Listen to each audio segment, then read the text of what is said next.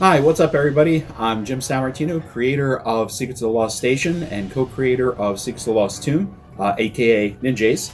And I know there's been a bunch of box opening videos and some initial reviews. Great that everyone's loving the game so far.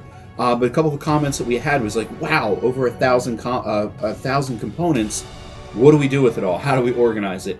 So I just wanted to give you a real quick video to show you how, as from a designer perspective, how I organize my own game. Obviously, there's many different ways of doing it, but I just wanted to show you how I did it. One key thing first, when you first open up the box, this is super important, is following the directions on this guide. As it goes through, it tells you what each one of the component packs are, how the cards are organized, what would be opening up as you get into the new campaigns as you progress through the storyline, and then the locked content. I'll show you how I've organized all of that. In addition, you can see that I have had a few plastic trays. These are just personal things that I've had lying around the house. My option, how I choose to organize it, because I like how it's done, helps me keep the lock content and regular content separated a little bit better. But obviously, you can do your own thing. So without any further ado, let me jump into it. I'm going to switch the camera view so you can see what I'm pointing at, and you can see how I've organized the game. We're going to be starting out with the locked cards and how we have everything separated as far as the different types of cards. As I said before, the way I've organized it is in one of those little plastic containers. And the way that I've set that up is I've set the cards that are unlocked when we first begin the game in one section. And then as you go through, you can see that you have the cut cards here that separate it into making sure you know where the locked content is. And that'll continue as you open up the expansions. But just so I don't get things mixed up, I make sure I have it organized that way. I have that for my items, my abilities, my companions, and also my station abilities. Also note that I have the creature card set up that way as well.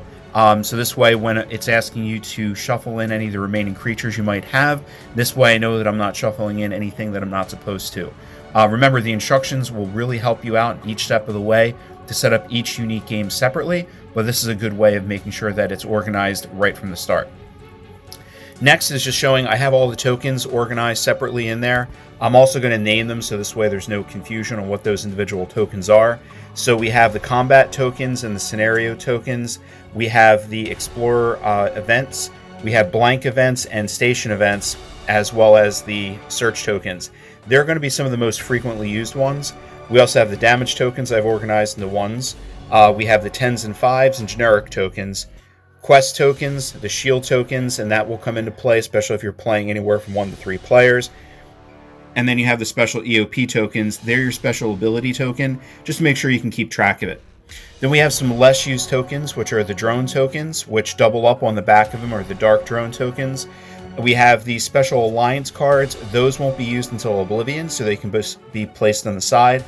Then we also have all of the circle tokens, which are the planet tokens that are also used in Oblivion. You won't use that until the end of the game. Lastly, as far as the token, all of the other components go, I have all my standee clips here, my dice, station. These are the attribute dice. They're the station dice. And then I have the pegs that will be used for my character cards. I also have here, I have the individual creature damage tracks. And then, of course, my stack of the objective cards, which, remember, when you're playing through, on the back of them is the scenario triggers, which is a really good way of keeping track of your game as you play through so you don't miss anything important. So that's a quick overview on all the individual components. Now I want to go through and discuss how the game breaks apart once you first open it. So once you open up this beautifully massive box, you have that great station scenario guide in there, which will take you through a step-by-step on each one of the scenarios with a quick setup. You have the rules. Make sure you start with using those rules first. You have the station track, which is the core and heart of the game, as well as your explorer cards that you would be storing, and I'll show you real quick how that works. You'd be looking at it from a standpoint of taking your character sheet and placing it right there.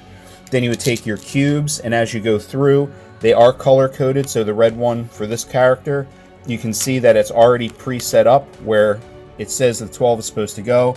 Same thing that you're going to be doing for the Audacity, same thing that you're going to be doing for the Power, and then Courage is over there.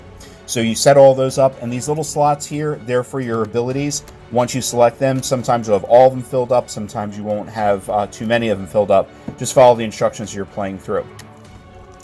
Next thing I want to call out is you also have these special undiscovered packs that come along with it.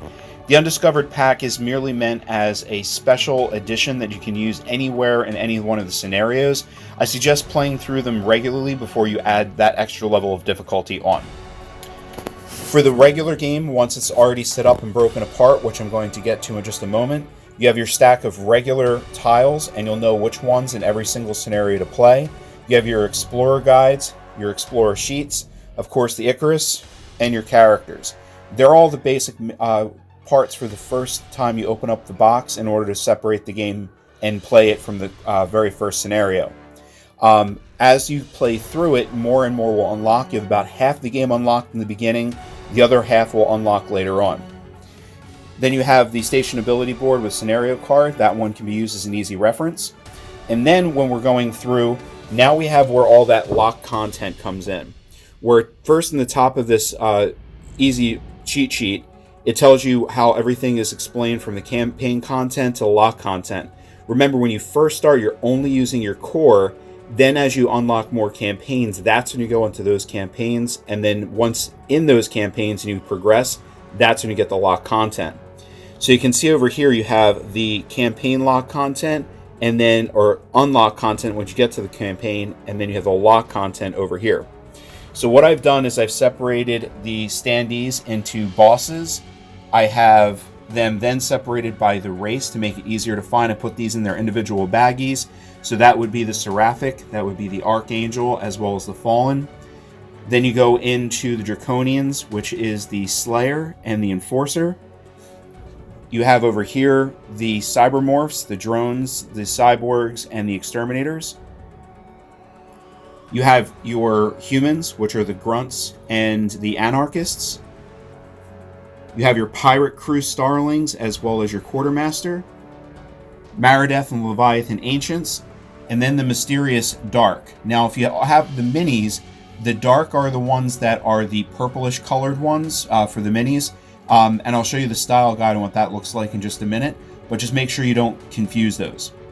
So everything that I've showed you so far, that's kind of the base game, your creatures and everything, as you build them out.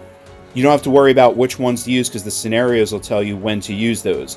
What's important is when I come over to this side, this is where all that lock content is. This is where that lock content in that red section, as well as the stuff saying don't play it yet. This is the campaign. So we're going to go into the campaign section first. You have the campaign section of the Lycion ship. You have the escape pod, the terraforming, and the catalytic corridor.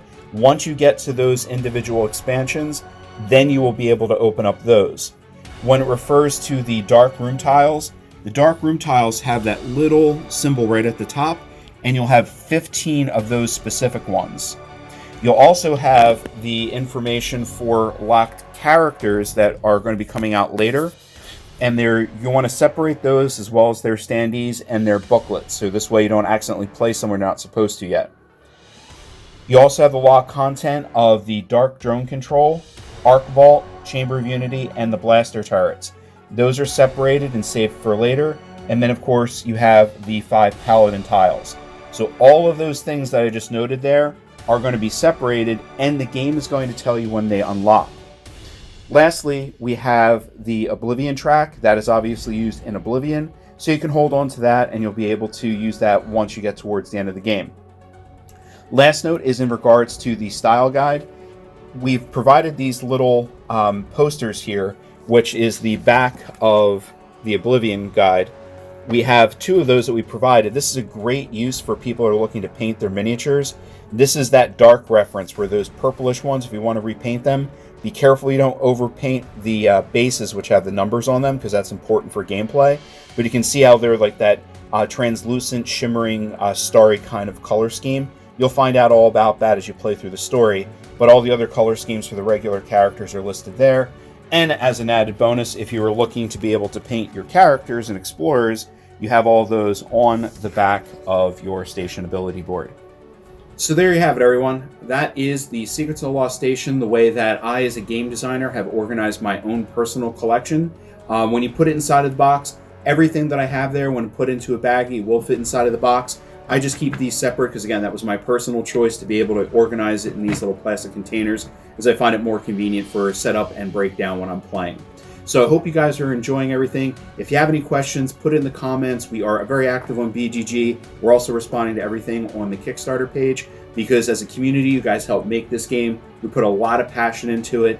Chris did a great job on the development of the production. I put my heart and soul into the development of actual writing along with our writing team. So I appreciate everyone that helped make this game become a creation. And I thank all of you as the fans for enjoying hopefully a really long time of some excellent sci-fi gameplay. So until the next time, I'm Jim Samartino, aka Ninjace, signing out.